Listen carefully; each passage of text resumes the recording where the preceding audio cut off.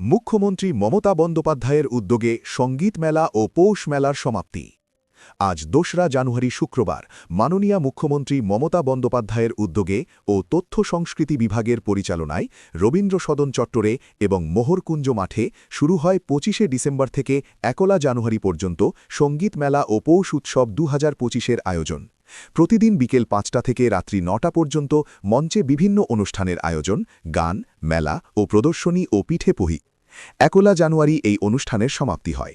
বছরের প্রথম দিনে বিভিন্ন মঞ্চে প্রচণ্ড ঠান্ডার মধ্যেও মানুষের ঢল এতটুকু কমেনি।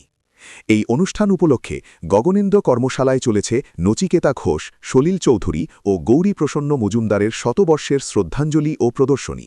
তাহাদের জীবনী থেকে শুরু করে বিভিন্ন সিনেমায় যে সকল গান গেয়েছিলেন সেগুলি প্রদর্শনীর মাধ্যমে তুলে ধরা হয়েছে।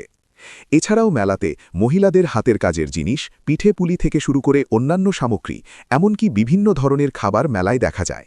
আর এই খাবার খেতে দর্শকদের ভিড় বেশ কিছু দোকানে চোখে পড়ে।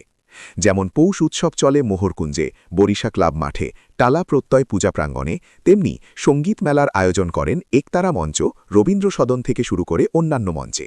এই সকল মঞ্চে অনুষ্ঠিত হয় একক সঙ্গীত, নৃত্য, আবৃত্তি, লোকসঙ্গীত, সমবেত সঙ্গীত, অন্যান্য সঙ্গীত, তাহার সাথে সাথে পুরুলিয়ার ছৌ নৃত্য। শুরু থেকে সমাপ্তি পর্যন্ত যে সকল শিল্পীরা মঞ্চে সঙ্গীত ও আবৃত্তি ও নৃত্য সঞ্চালনা করেছেন তাহাদের মধ্যে ছিলেন শিবাজি চট্টোপাধ্যায়, মনোময় ভট্টাচার্য, ইন্দ্রাণী সেন, চন্দ্রিমা ভট্টাচার্য, মেঘদূত ব্যালে ট্রুপ, দেবশ্রী তরফদার, মৌ ভট্টাচার্য, অরিত্র দাশগুপ্ত, মিঠু ঘোষ, বৃষ্টিলেখা নন্দিনী, অংশুমান চট্টোপাধ্যায়, মানসী মুখোপাধ্যায়, শান্তনু রায়চৌধুরী, শ্রীপর্ণা আড্ডা, শ্রীতমা মুখোপাধ্যায়, সুমনা চক্রবর্তী, কল্যাণী নূপুর ডান্স একাডেমি সহ অন্যান্য একাধিক শিল্পীবৃন্দ।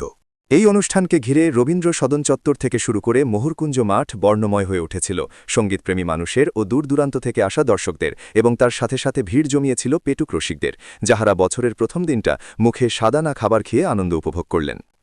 কয়েকজন বললেন, বছরের প্রথম দিনটা একটু আলাদাভাবে কাটালাম ফ্যামিলি নিয়ে। রবীন্দ্র সদন চত্বর এবং মোহরকুঞ্জ একটা সুন্দর পরিবেশের মধ্য দিয়ে বাড়ি ছেলেমেয়েদের নিয়ে একদিকে যেমন জিভে জল আনা খাবার, অন্যদিকে শিল্পীদের গাওয়া সুন্দর সুন্দর সঙ্গীত পরিবেশন, দুটো মিলিয়ে একটা অন্যরকম আনন্দ উপভোগ করেছি। অন্যান্য দিন হয় না, আর এই ধরনের খাবার সচরাচর বাড়িতে করা সম্ভব নয়, তাই সকাল থেকে এই পরিবারকে নিয়ে বেরিয়ে পড়েছিলাম এই আনন্দটুকু উপভোগ করতে।